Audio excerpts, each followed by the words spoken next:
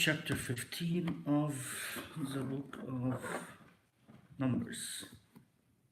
Andrew, do you wanna please read for us? And then we'll do 15 and 16 today. Thank you.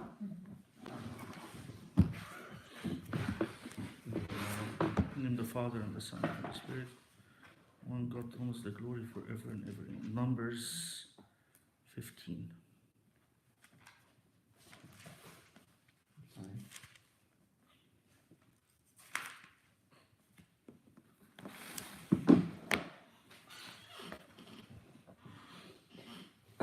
And the Lord spoke to Moses, saying, Speak to the children of Israel, and say to them, When you have come into the land you are to inhabit, which I am giving to you, and you make an offering by fire to the Lord, a burnt offering or a sacrifice to fulfill the vow, or as a freewill offering, or in your appointed feasts, to make a sweet aroma to the Lord, from the herd or the flock.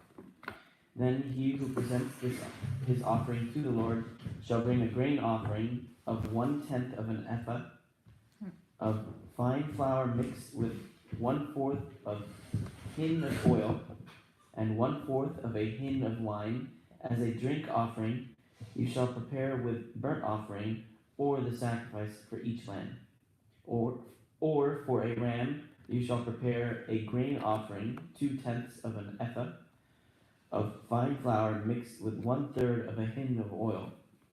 And as a drink offering, you shall offer 1/3 of a hin of wine as a sweet aroma to the Lord.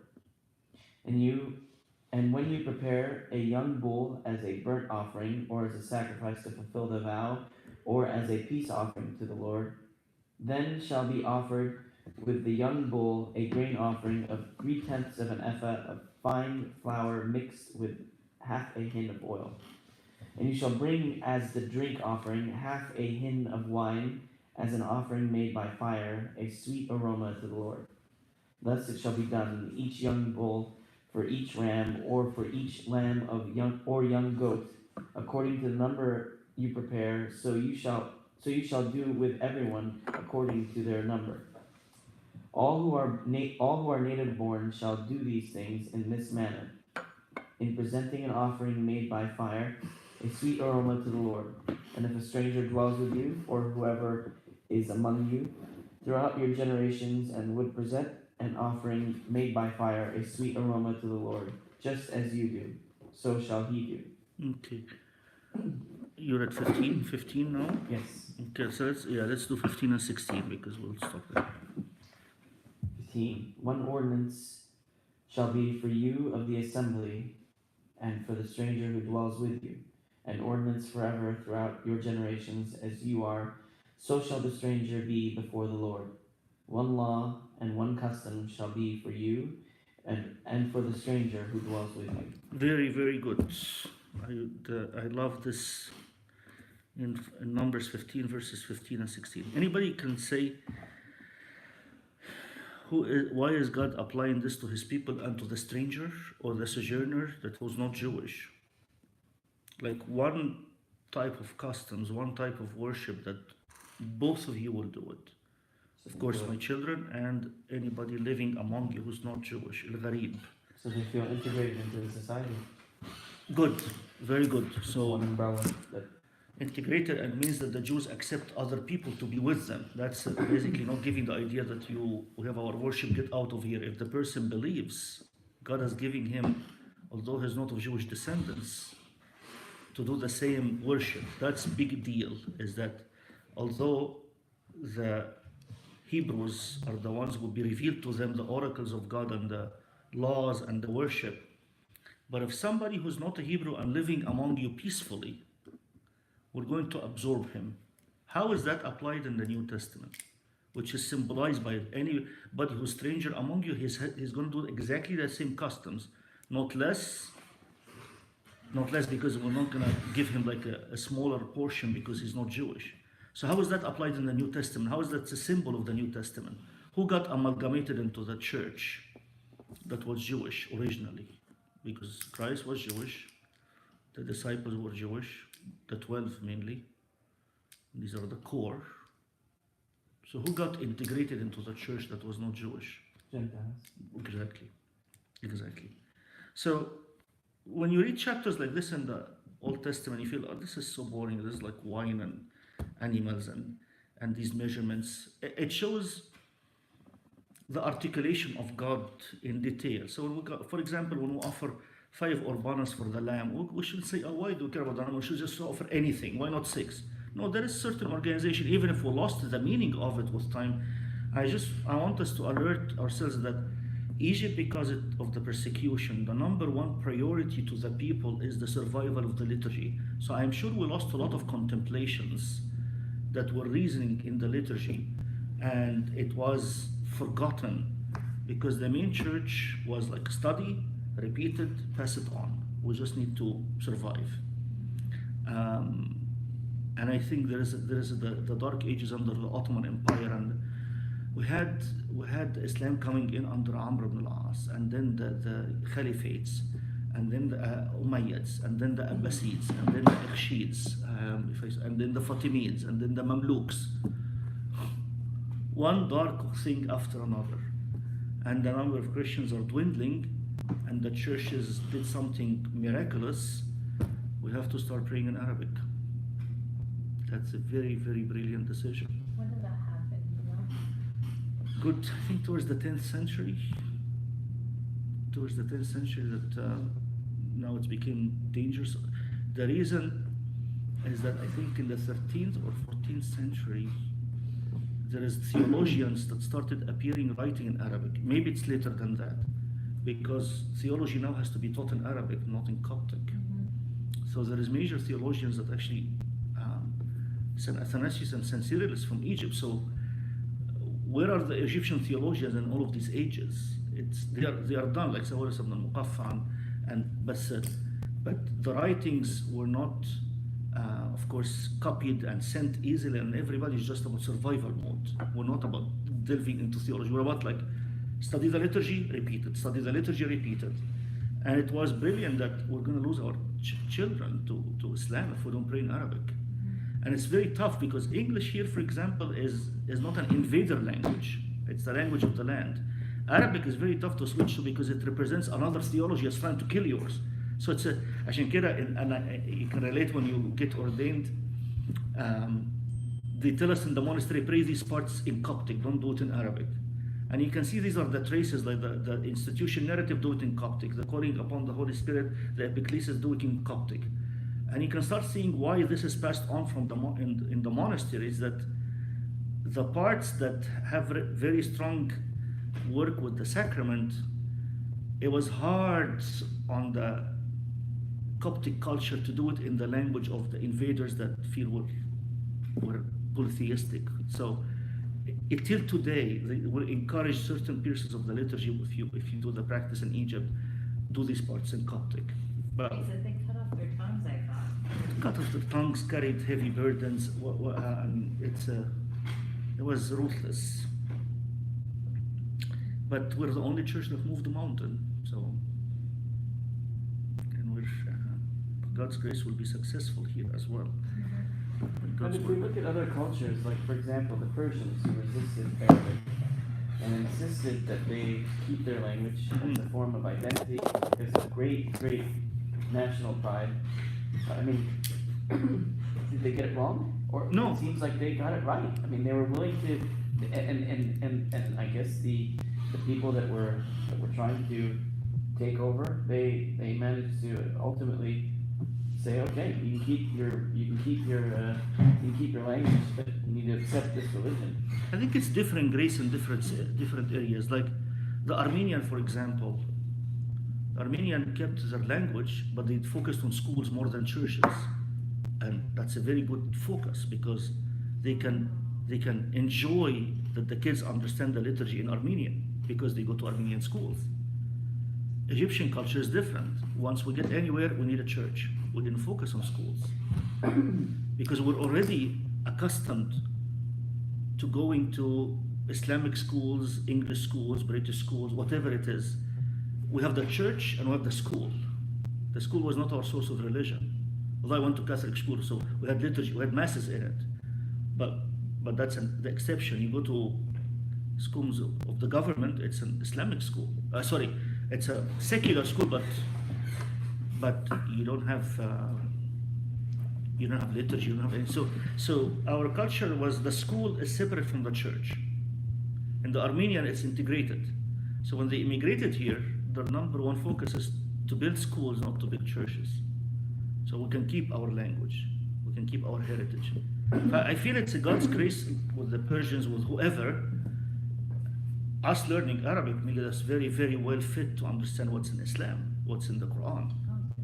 That's very, very helpful. That if you wanted theologically to entertain what really the Quran says, you don't read the translation in English. We can read it very well in its language. So I feel it's not right and wrong. It's God's work in multiple areas, Yeah. and we see the advantage and disadvantage in different areas. We And lost the- it. Mhm. The Persian Empire was also a lot more violent than the Christians, right? So they were able to fight back, not getting rid of their language. I'm not familiar with how they kept it. Andrew, we know more from Sarah. Do you want to elaborate, Andrew? I can ask, You opened the subject. How come you're not talking about it? I apologize, I can call her.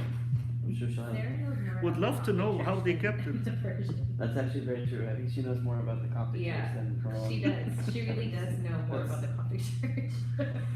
Serious. She's serious. Yeah. God bless her and bless you all both. Okay. So let's read till Andrew till 21, and then Sarah will take over. 21. Again, the Lord spoke to Moses, saying, "Speak to the children of Israel, and say to them, when you come into the land to which We're in verse 17, just to. Sorry, verse 17. Again, the Lord spoke to Moses, saying, "Speak to the children of Israel, and say to them, when you come into the land to which I bring you, then it will be, when you eat the bread of the land, that you shall offer up a heave offering to the Lord. You shall offer up a cake of the first of your ground meal as a heave offering of the threshing floor, so shall you offer it up. Of the first of your ground meal you shall give to the Lord a heave offering throughout your generations." Chapter 15 or verse 21. What is a heave offering? Okay, so whoever we missed before, now the Lord says, when you enter the land that I will give you. What you missed in the previous 2 chapters, if you don't recall, God asked Moses to send spies, and he sent spies, one from every tribe. And 2 only came back believing that we're going to win the land. The other 10, in fact, they said, let's get another leader and lead us back into Egypt. It's not just murmuring against Moses. They said, we need another leader to take us back to Egypt. Very, very, this is where God really told Moses, let me demolish these people and we'll raise for you another people. Said, Moses told God, don't do this, because the people of the land surrounding us, he got them out of the wilderness, and then he killed them in the wilderness. So if you kill them, kill me with them. And that's a great lesson of intercession. When somebody intercedes for someone and they are not even away from it. So we have living and departing interceding for us. So now God is saying this generation will not enter the land, because 10 of the spies instigated all of the people and said, we're not going to win. The people there are giants, we cannot win it. Only Joshua and Caleb. Joshua and Caleb are the ones who said, we're going to win. God will give it to us. So now God has settled this. He just vowed that the generation that said we will not enter will not see the land. And from that generation, only Joshua and Caleb will see the land. Their children will see the land, but they will not. So now in this chapter, already God is telling them, when you enter the land, so God is supporting. Because you believed in me, I'm going to support your decision. Because you did this decision not based on trust.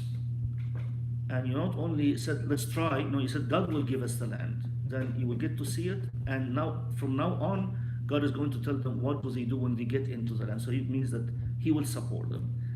So the previous chapters 14 is God is vowing not for them to enter the land, and chapter 13 that they were no, chapter 14 is that they said they will not win, and let's get somebody to take us back to Egypt. And God was very, very, very upset with this. And Moses interceded, and the intercession of Moses shows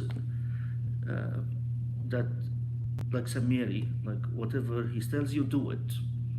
So when Moses told God, don't, if you want to kill the people, kill me with them. And the God didn't kill them, but He punished them that they will لن يدخلوا راحتي, they will not enter my rest. St. Paul talks about this very nicely in Hebrews, I think chapter 4 of Hebrews. Okay, so heave. What is a heave? Heave is to what is, and he says this here. Maybe this is a hint in verse 20. Andrew, can you entertain me pushing things on you too much and read verse 20 again? You shall offer up a cake of the first of your ground meal as a heave offering of the threshing floor, so shall you offer it up. What is the threshing floor? What is a heave offering? Sounds like something that you're kind of heaving, kind of pulling from the ground, or No, lifting. pulling up, because the threshing does what you get I mean, when you pull the grains of the wheat, and then you pull the grains off, there is the hay and the grain, and to separate them, just throw them in the air. The wind will move the hay, and the gravity will pull down the grains. That's how you separate the grains from the hay that in the harvest of the wheat. So he says the same way you lift this up, as you do the offering and you lift it up to me. That's called a heave, and a wave is this way. So the wave offering is like this. It's movement with the hand, which again there is ta's, there is rituals, and the heave is this way, and they happen in fact with the peace offering, and it's the form of a sign of a cross. This is my personal contemplation. If you do this and you do this, you're actually drawing the sign of the cross in the air. But that's personal. I haven't read the commentary that says this, but it's just something I couldn't stop but wonder about. Okay, Sarah, 22. If you sin unintentionally and do not observe all these commandments which the Lord has spoken to Moses, all that the Lord has commanded you by the hand of Moses from the day the Lord gave commandment and onward throughout your generations, then it will be, if it is unintentionally committed without the knowledge of the congregation, that the whole congregation shall offer one young bull as a burnt offering, as a sweet aroma to the Lord, which its grain offering and its drink offering according to the ordinance, and one kid of the goats as a sin offering. So the priest shall make atonement for the whole congregation of the children of Israel, and it shall be forgiven them, for it was unintentional. They shall bring their offering, an offering made by fire to the Lord, and their sin offering before the Lord for their unintended sin. Okay, so unintended. So when somebody says, got disappointed in you because you've done something, says, I didn't mean it, let the person know. So this shows that God is asking us to be responsible for the unintentional sins. How would we know about this? Somebody brings it to us, like, you did this and somebody took it the wrong way. Don't say, I don't care, whatever, I didn't mean it, so that you just go pound sand. No. God is having a big detail for the unintentional sins, which is a sin offering. And there is actually multiple levels of the gravity. If it's a congregation doing it versus a person doing it, we're going to get into if one person does it. So it tells us that God is also asking us to be responsible for the unintentional sins. So let's see if one person commits a sin. We'll read from verse 27, Sarah, and then Freddie will read from 32. And if a person sins unintentionally, then he shall bring a female goat in its first year as a sin offering. So the priest shall make atonement for the person who sins unintentionally, when he sins unintentionally before the Lord, to make atonement for him, and it shall be forgiven him. You shall have one law for him who sins unintentionally for him, who is native born among the children of Israel, and for the stranger who dwells among them. But the person who does anything presumptuously, whether he is native born or a stranger, that one brings reproach on the Lord, and he shall be cut off from among his people. Okay. So presumptuously means intentionally, and that's a big deal. Okay. So from 22 to 26, if the whole congregation sins unintentionally. From 27 to 31, if a person sins unintentionally. The other one has a multiple offerings, and there is a bull, like the size of the animal, almost like representing that it's not a simple thing to sin against God as a congregation. And that leads into the church, how we are very big on dogma. Dogma means that the congregation cannot, as a collectively, sin by not believing in, for example, the creed, or have this option or this, and no, this is major. So the church defends the dogma. So the whole congregation, not the clergy, the whole congregation defends the dogma, because based on this dogma or doctrine, al-aqidah, we take communion. We don't take communion like whatever you believe in, you can go.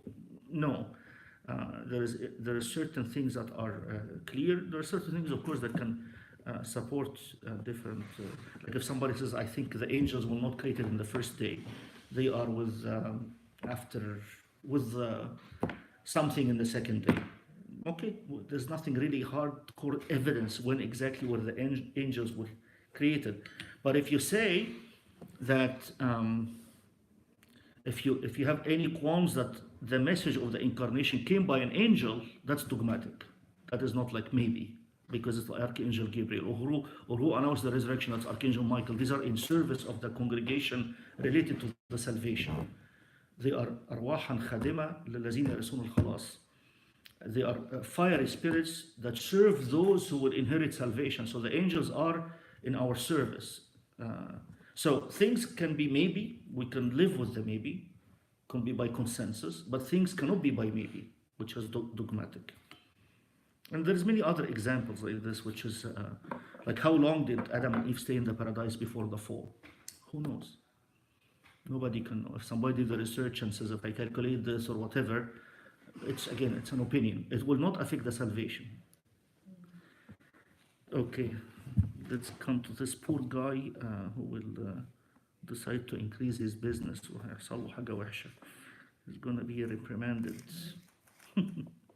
32? 31. Because he has despised the word of the Lord and has broken his commandment, that person shall be completely cut off. His guilt shall be upon him. Now while the children of Israel were in the wilderness, they found a man gathering sticks on the Sabbath day. And those who found him gathering sticks brought him to Moses and Aaron and to all the congregation. They put him under guard because it had not been explained what should be done to him. And the Lord said to Moses, the man must surely be put to death. All the congregation shall stone him with stones outside the camp. So as the Lord commanded Moses, all the congregation brought him outside the camp and stoned him with stones, and he died. Again the Lord spoke to Moses, saying, speak to the children of Israel, tell them to make tassels on the corners of their garments throughout their generations, and to put a blue thread in the tassels of the corners. And you shall have the tassel, that you may look upon it and remember all the commandments of the Lord and do them, and that you may not follow the harlotry to which your own heart and your own eyes are inclined, and that you may remember and do all my commandments and be holy for your God. I am the Lord your God, who brought you out of the land of Egypt. To be your God, I am the Lord your God. So the tassel is there, so you can look at it. You say, I will not leave following the commandment of God. So God is also putting in our attire things related to the occasion. The baptized person wears white. Shmi'na white. Well, he's a new person. He's brought from darkness into light, from death into life. And that's basically in the very first period of the creation, God separated light, fasal, nur an zulma. He separated light from darkness. And that's because the whole event is written after the fall. So the Genesis 1 and 2 is written in a way that will give us the salvation as well. So the terms فصل الله النور عن الظلمة. God separated light from darkness, and that's what He will do for His incarnation. He will separate light from darkness. He will separate resurrection from death. He will separate baptism from circumcision. He's coming to separate. He's also going to separate those who will witness for Him and those who will shy from witnessing for Him. We can practice witnessing in the heart first, and then bit by bit with occasions to witness politely and calmly, so that we can be separating from light from darkness. So God is very clear about separation from between right and wrong. So this chapter 15, started with certain offerings when you come into the land. It's lovely. God is now established, because some people believe they will take the land. I'm going to give it to them, and the ones who didn't believe, they will not enter the land. When you do worship in the land, please remember me and do a heave offering. And you and the stranger who abides by the law in your land will do the same thing, identical. So we're going to make the Jewish nation as the yeast. That was the plan of God. My people will be the yeast that will absorb the nations around them. And when the people defected, the people who believed, which are now called the people of the way or the Christians, became the yeast. So it was God's plan that Caiaphas and Hananiah and all of the Sanhedrin will be the disciples that will just say, we found the Messiah. That was the plan. But إلى خاصته جاء وخاصته لم تقبل. To his own he came, and his own did not receive him.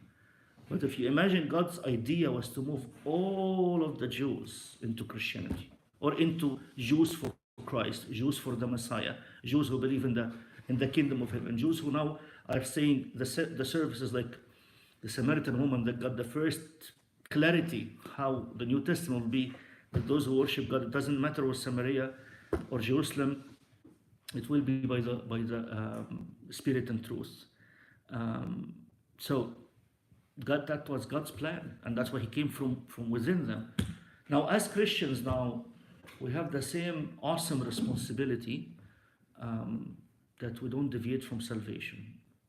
That is now bigger responsibility, because under the law there's no Christ, there's no clarity, there is faith, but now we have everything clear. So we have also to be responsible that although Christ is not physically visible, but He's physically with us, and we need to live this so that people can smell this aroma and says that there is uniqueness in the Christianity of the Copts specifically.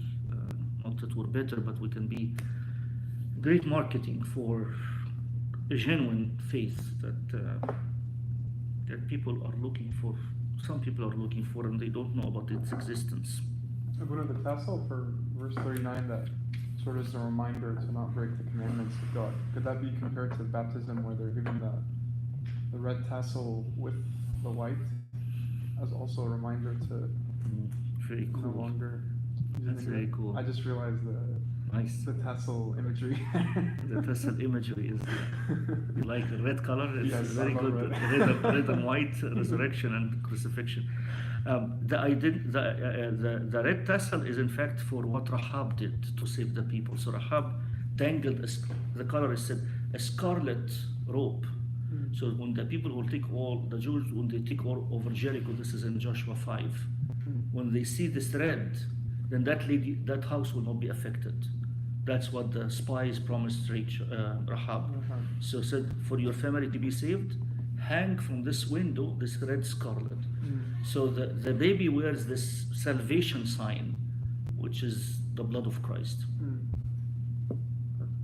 Thank you for saying this, because it reminded us what it should be actually for 8 days on the baby. It should be done on the 8th day, the following week. Yeah.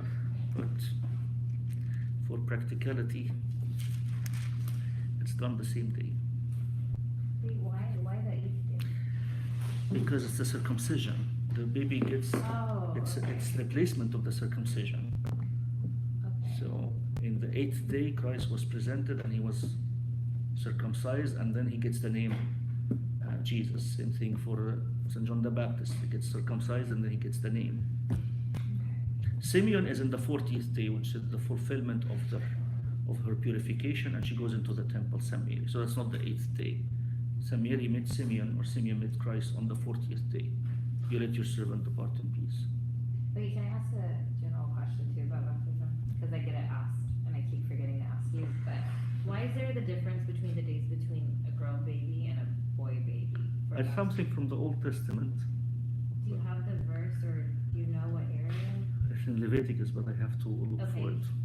Yeah, because I need it. I know it's something. I thought it was tradition or something. It's No, in it's the in the Bible. Old- It's in the Old Testament. Okay. This was spiritual competition, actually. Yeah, right. I think it was. It was last summer. I'm trying to remember. If you remember, it'll be great. I will not be able to remember it.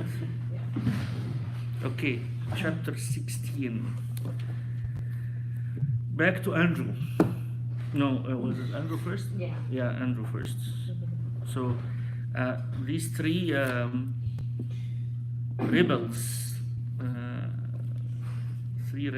are going to be the cause for the fall of Israel, or their fall and their families in Numbers. It's a very famous chapter, number 16. That people who are not ordained are going to make themselves equal with the ones whom God assigned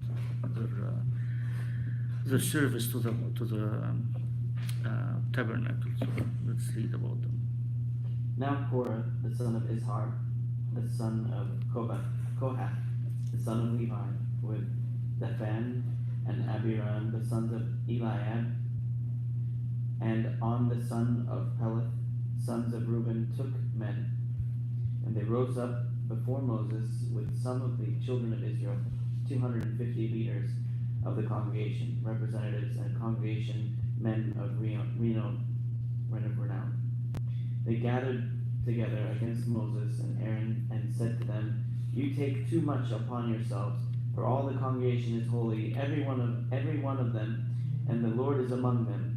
Why do you exalt yourselves above the assembly of the Lord?" So when Moses heard it, he fell on his face and spoke to Korah and all his company, saying, Tomorrow morning the Lord will show who is his and who is holy, and will cause him to come near to him. That one whom he chooses, he will cause to come near to him. Do this: take censers, Korah, and all of your company.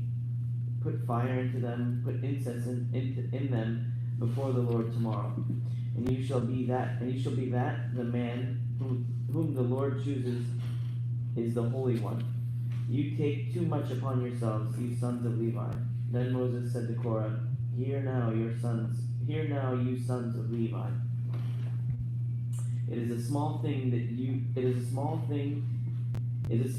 to you that the God of Israel has separated you from the congregation of Israel, to bring you near to himself, to do the work of the tabernacle of the Lord, and to stand before the congregation to serve them. And that he has brought you near to himself, you and all your brethren, and the sons of Levi with you. And are you seeking the priesthood also? Okay, so this is very important. Few lines from Moses. What is he telling them? Who's Korah? Someone is upset. And it's also the son of Izhar and Korah, and son of Levi. And Yeah, that's his psychological condition. He's upset, but what's his role in life? Remember when we talked about moving the tabernacle, there are certain people that have a certain role, and the children of Who's in charge of the censers? And the incense. Incense, yeah. the sons of Merari and Korah and the third one in the movement of the tabernacle and all of its contents.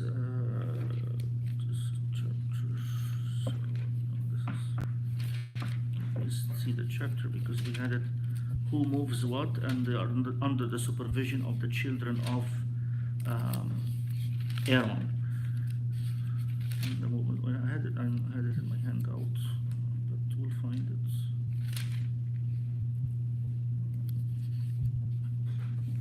So yeah, Gershon, Merari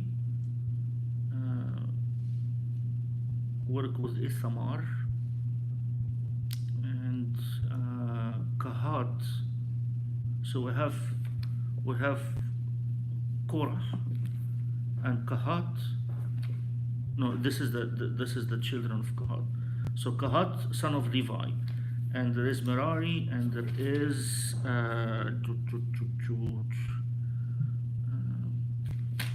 so Kahat.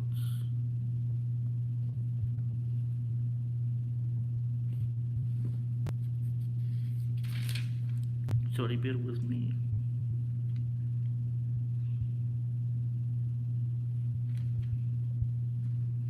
Kahat and Gershon and Merari. These are the three: Kahat, Gershon, and Merari. So these are the ones that are going to help Eleazar and Ithamar, the children of Aaron, in moving the tabernacle. Aaron had 4 sons: Nadab, Abihu, Eleazar, and Ithamar. Nadab and Abihu disobeyed the Lord and they died in Leviticus. It's mentioned about them in Leviticus 10. They approached unholy fire to the Lord. So Aaron had 4 children: Nadab, Abihu, Eleazar, Ithamar. For you to read them again, this is in chapter 3 of Numbers. Abihu, Nadab and Abihu died because they offered a fire. God lit the fire for all of the offerings that will be used all the time. They offered a profane fire, not fire that God ignited. It's one fire and they take from it and it keeps being used. So they decided to offer their own fire. So they died. So now Aaron has the 2 younger children who are Eleazar and Ithamar. Eleazar and Ithamar are the leaders with the children of Levi. The children of Levi are 3: Kahat, Gershon, and Merari. The division of their jobs in moving the tabernacle is in chapter 4 so chapter 3 and chapter 4 talks about these names and the role of the tabernacle. Now, the grandchild of Kahat decided, hey, why can't I do the same as Moses and Aaron? And Moses very upset. Isn't it enough that God chose you to be very close to the tabernacle and in the tabernacle? You also want to be a priest? Are you that jealous? So this is where I interrupted Andrew. So let's continue, Andrew, from verse 11. So Kahat, Gershon, Merari. Kahat, Gershon, Merari. This, what is starting this leader to think of rebellion? Not just rebellion, rebellion in who serves God, and he's like on his own is going to take a Sharia and start doing it, and he's not asked by God. And it's surprising because he's already close to God. He already can enter the tabernacle. So the grandson of Kahat, Korah, is the one who led this. Okay. So I interrupted Andrew at verse 10, so let's start from verse 11. Moses is now baffled. God chose you and your brethren, and you now want to also be a priest? You're seeking the priesthood also? Therefore you and all your company are gathered together against the Lord. And what is Aaron that you complain against him? And Moses sent to call Dathan and Abiram, the sons of Eliab, but they said, we will not come up. Is it a small thing that you have brought us up out of the land flowing with milk and honey to kill us in the wilderness? And you should keep acting like a prince over us? Moreover, you have not brought us into a land flowing with milk and honey, nor given us inheritance of fields of vineyards. Will you put out the eyes of these men? We will not come up. Then Moses was very angry and said to the Lord, do not respect their offering. I have not taken one donkey from them, nor have I hurt one of them. And Moses said to Korah, tomorrow you and all your company, be present before the Lord, you and they, as well as Aaron. Let each take his censer and put his incense in it. And each of you bring his censer before the Lord, 250 censers, both of you and Aaron, each with his censer. So every man took his censer, put fire in it, laid incense in it, and stood at the door of the tabernacle of meeting with Moses and Aaron. And Korah gathered all the congregation against them at the door of the tabernacle of meeting. Then the glory of the Lord appeared to all the congregation. And the Lord spoke to Moses and Aaron, saying, Separate yourselves from among the congregation, that I might consume them in a moment. Then they fell on their faces and said, O God, the God of the spirits of all flesh, shall one man sin, and you be angry with all the congregation? So the Lord spoke to Moses, saying, Speak to the congregation, saying, Get away from the tents of Korah, Dathan, and Abiram. Okay, so God is going to do something. He says, stay away from these tents. Yeah. He's saying, look, those are the tents to get away from. That's not a good sign. Then Moses, continue? Yes, I think so. I'm at 25. 25. I actually wanna change my. Yeah, I know. Me too. I'm gonna change my seat. I'm gonna be at the edge of my seat because this is better. Never mind. I don't know. All my brain is blocked now. Thank you. Can you put this down here? Thank you. No, on this.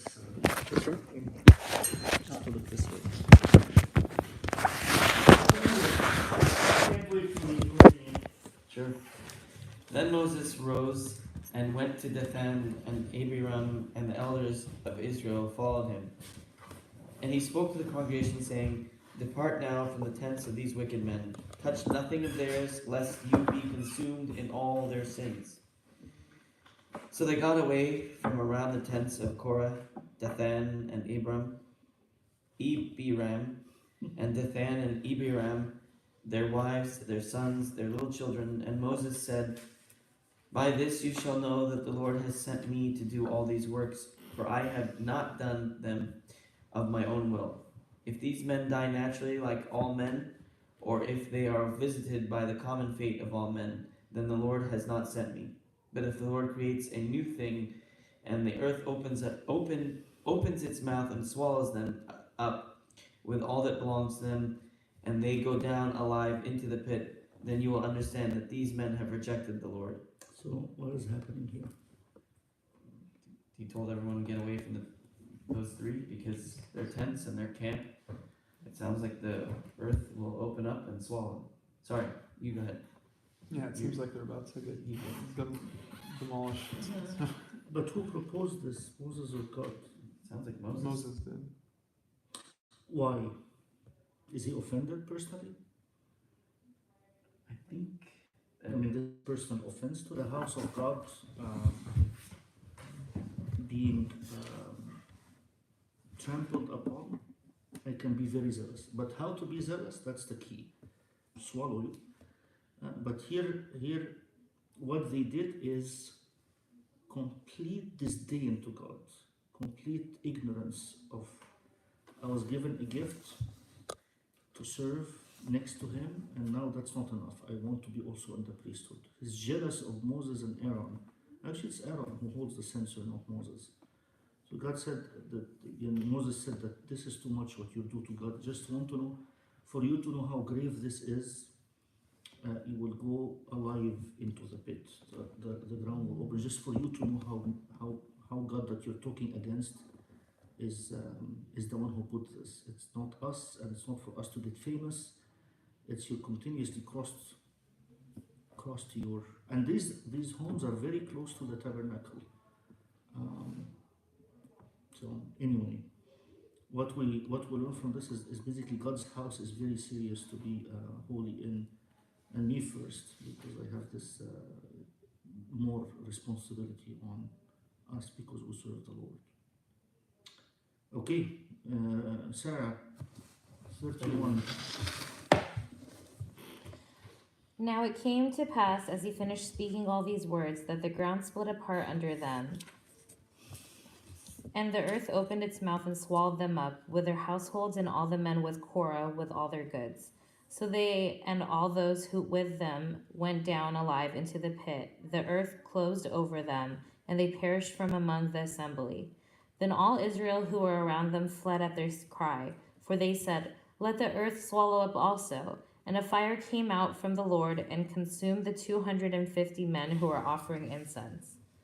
Then the Lord spoke to Moses, saying, Tell Eleazar, the son of Aaron, the priest, to pick up the censers out of the blaze, for they are holy, and scatter the fire some distance away. The censers of these men who sinned against their own souls, let them be made into hammered plates as a covering for the altar, because they present. Consider it mine. So this is the idea of this is that their family suffered. Maybe they shared into the rebellion. The children are paying the price for the major mistake of their parents or their dads, and they just got their family into the pit. Of course, the children and the family or the wives who have not sinned will be taken with Adam and Eve and with Christ to the paradise because they're innocent. So God exactly knows who led this, who's wrong, who's suffering because they are part of the family of these people. Maybe the families and the children of age who were cheering their dad up, and they say, why not our family be part of this? God exactly knows the attitude of every person. So the people who died in this are not necessarily people who are going to be condemned forever. Including the 250 men? No, the 250 are condemned forever.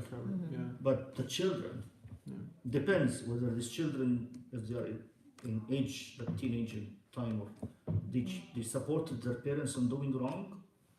The wives, maybe they were bystanders. They just, the husband led this.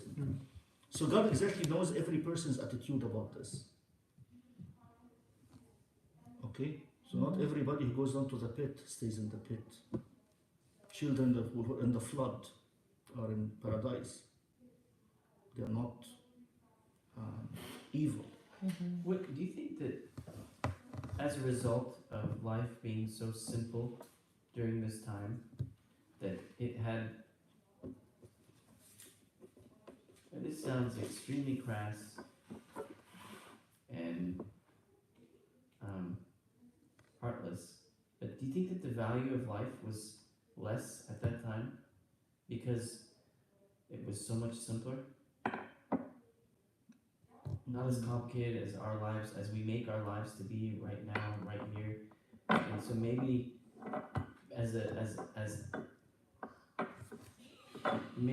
result of that, it was just the lives meant less.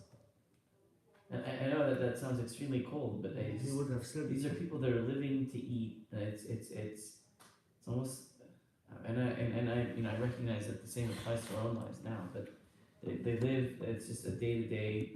I don't know if they're there's not satisfied. I don't know if there's a grandiose scheme or if there's if there's plans in their lives. I don't know if I don't know. I just feel There like was plans to because enter the of the promised fact land, but they eradicated it. I feel like in the simplicity, it loses its. Emptiness, not simplicity. It's a big difference. They're empty. They're not satisfied. So they're looking for the new hype. Like, okay, we just finished the episode of you're not entering the promised land. So now you come up with something new. That's not simplicity, that's emptiness. Like, Bored? no, not bored. You said bored? Maybe not. I don't know. Like, what do we do to kill ourselves today? No, I think it's total emptiness or envy. It's That's absolutely. I can see that. that's not simplicity. That's not. This is basically when somebody's empty, everything that is bitter could be attractive. The Bible tells us that the satisfied soul tramples honey, and the hungry soul, every bitter thing for it is sweet. You search in the garbage to see something to eat. That's if we're not satisfied by the Lord. Okay, for the sake of time, let's continue. So Eleazar the priest took the bronze censers which those who were burned up had presented, and they were hammered out as a covering on the altar, to be a memorial to the children of Israel that no outsider who is not a descendant of Aaron should come near to offer incense before the Lord, that he might not become like Korah and his companions, just as the Lord had said to him through Moses. On the next day, all the congregation of the children of Israel complained against Moses and Aaron, saying, "You have killed the people of the Lord." Now it happened when the congregation had gathered against Moses and Aaron that they turned toward the tabernacle of meeting, and suddenly the cloud covered it, and the glory of the Lord appeared. Then Moses and Aaron came before the tabernacle of meeting, and the Lord spoke to Moses, saying, "Get away from among this congregation, that I may consume them in a moment." And they fell on their faces.